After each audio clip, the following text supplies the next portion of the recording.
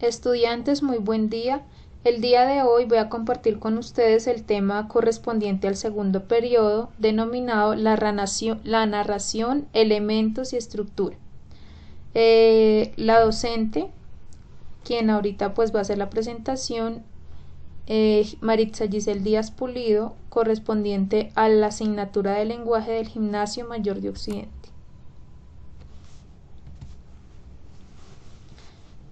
Como primer elemento a tener en cuenta, entonces vamos a hablar de qué es la narración.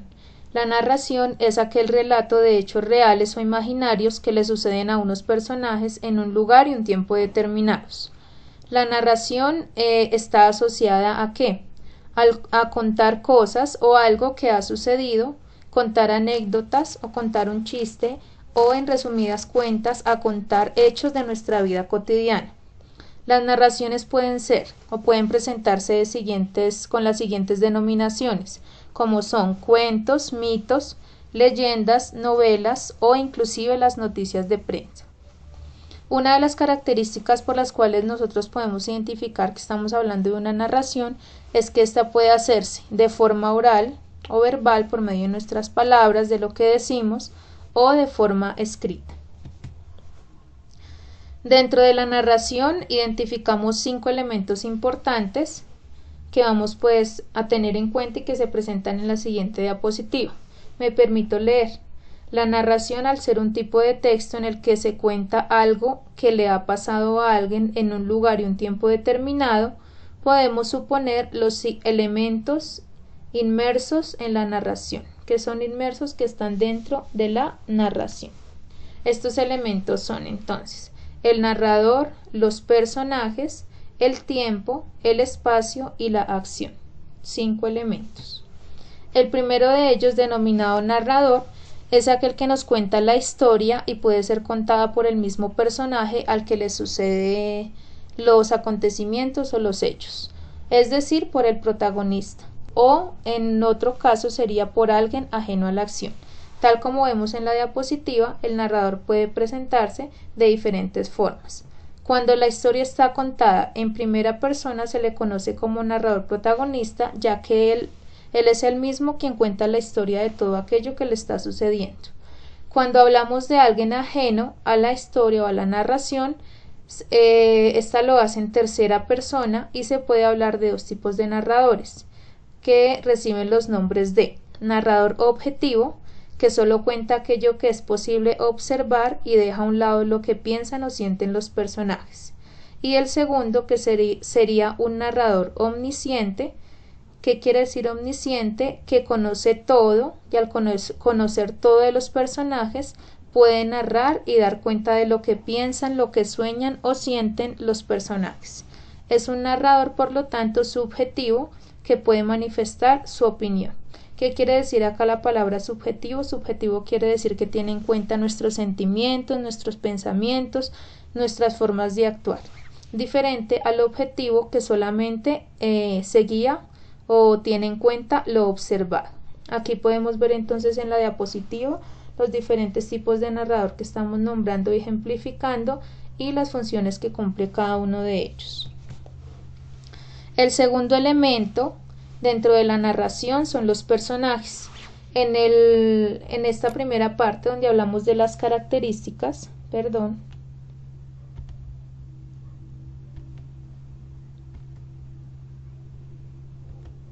podemos observar en el cuadro de color verde que son seres a quienes les ocurren todos los acontecimientos que se narran. Los personajes pueden ser seres humanos, animados e inanimados, y así no sean seres humanos, suelen comportarse como tales en la narración. En el elemento de los personajes se pueden hablar 2 tipos de personajes y tienen una clasificación de acuerdo a estos 2 cuadros. Entonces, una clasificación se denomina de acuerdo al papel e importancia en la historia. En esta característica podemos entonces hablar de qué tipos de personajes. El principal, que es el que más sobresale y que nosotros siempre lo tenemos muy presente a lo largo de la historia.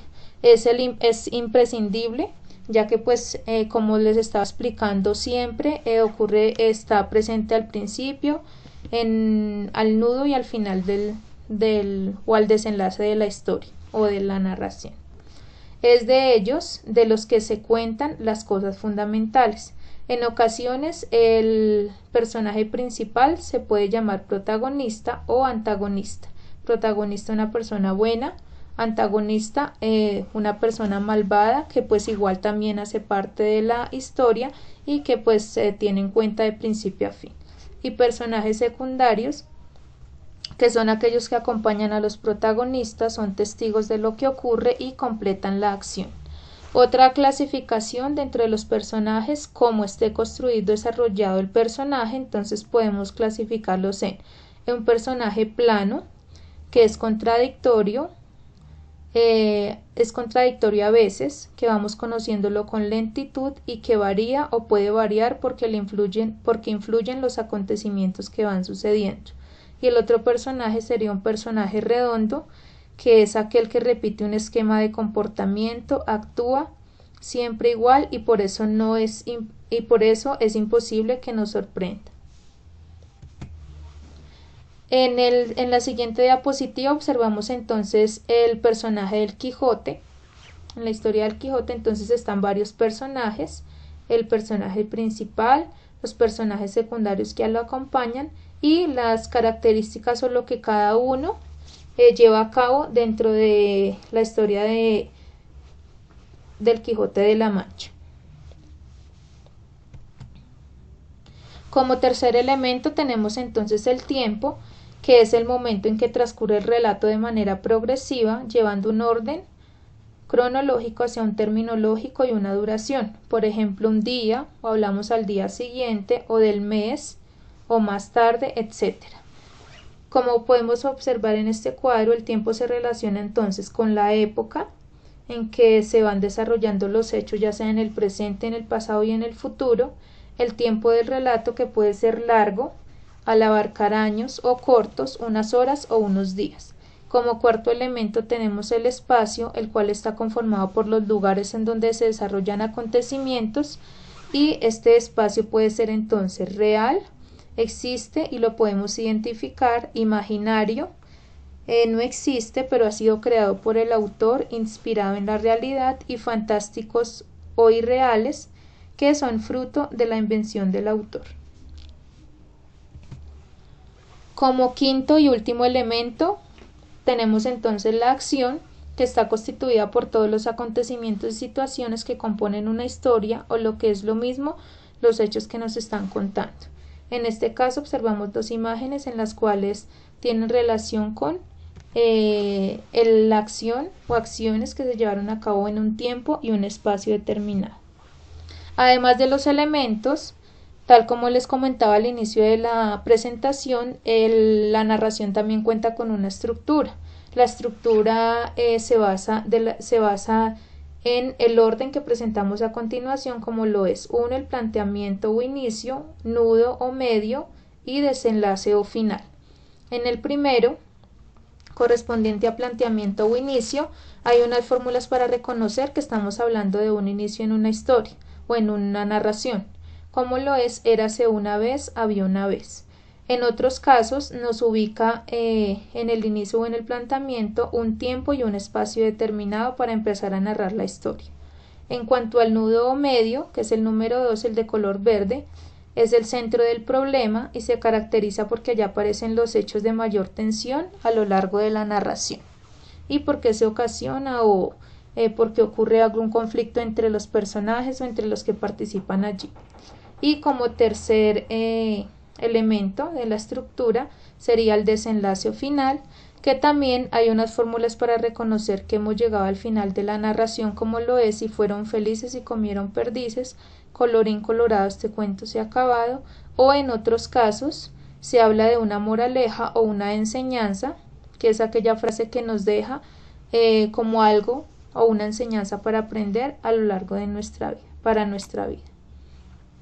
Les agradezco el tiempo compartido, estudiantes. Es importante que revisen entonces ahora la pestaña de trabajo en clase, ya que allí se encuentran las actividades o tareas asociadas al tema de la asignatura. Estuvo con ustedes Maritza Giselle Díaz Pulido, docente de lenguaje del Gimnasio Mayor de Occidente. Muchas gracias.